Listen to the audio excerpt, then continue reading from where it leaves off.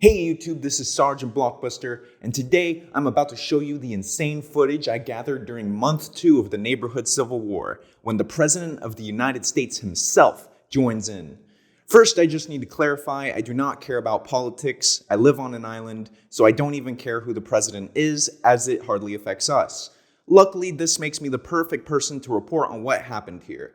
Secondly, it's been an honor to be the only one reporting on this neighborhood battle since the beginning, and I would never have expected it to escalate to such a massive level. Lastly, watch my month 1 video to see how the borders got to the point that they are at the beginning of month 2 and the battles between the resistance and what I will now call recycled country before the president got involved.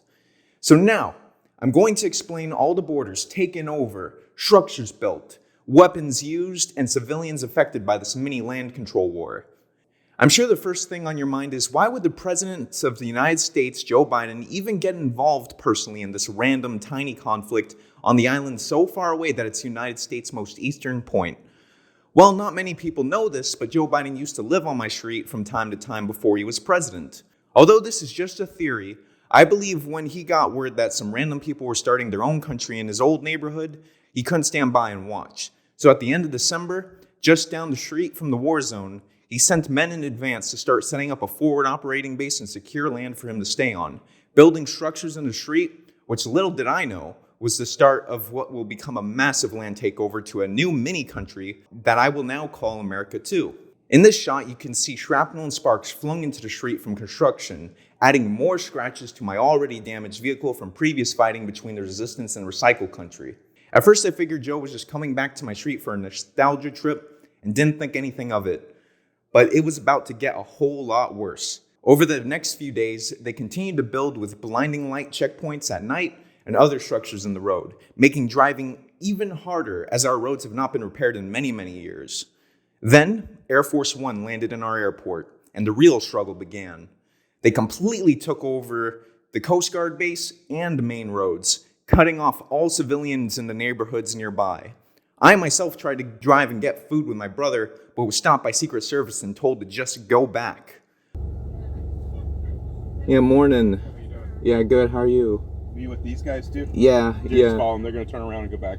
So if you back up to that road, turn around, you can follow them. They're going to go back. Luckily, we know the island, so we knew about a massive detour around the backside of the island to drive 40 plus minutes just to get to the gas station that would have normally taken us 2 minutes or less to get to. Many other civilians were not that lucky. Due to the gas station being so close, a lot were unprepared for the unannounced land takeover, so they did not have enough gas to go around the island. Some said it just wasn't worth the time and had to stay in their homes surviving off whatever food they had. Others, such as tourists, did not know about the route, so they couldn't go anywhere or would instead walk on foot around the borders of America too, just to get some food. Not to mention the roads are narrow and unmaintained, so many people, including myself, sustained major damage to our vehicles. I believe people, especially residents of the blocked off neighborhood, should have been allowed to take the main road passing through America too, and this was just a sheer lack of regard for the local population. Even people with jobs in town were late for work, and businesses past the roadblocks were making no money due to the land takeover. It was chaos.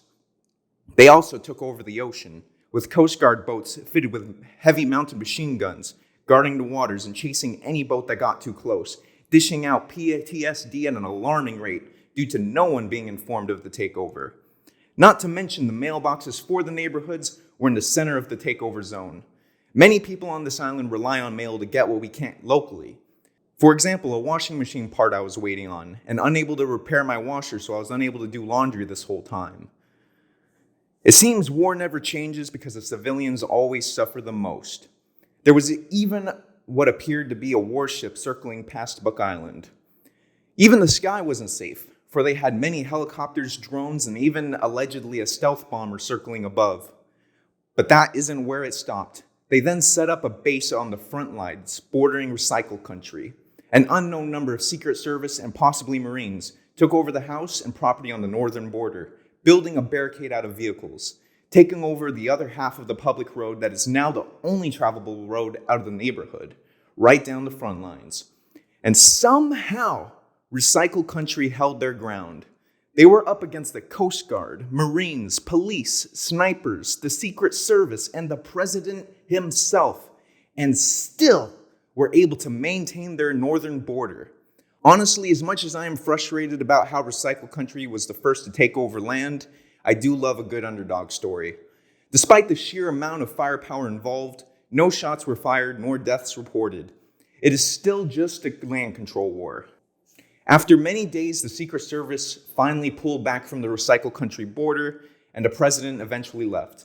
Somehow, against the odds, Recycle Country survived. Although America too has pulled back its borders substantially and the civilians have celebrated their liberation, America too still stands. Currently, the only controlled land is the shipping container structure built in the road, where allegedly even the resistance had broken in at some point. That's an unconfirmed rumor. As for me, I don't care if some random old guy comes to live on the street, as long as he doesn't take over our only roads next time. And I'm sure many of the civilians who suffered through this takeover would agree. Thank you guys for watching that video. Don't forget to leave a like, comment, subscribe, and I'll see you guys later.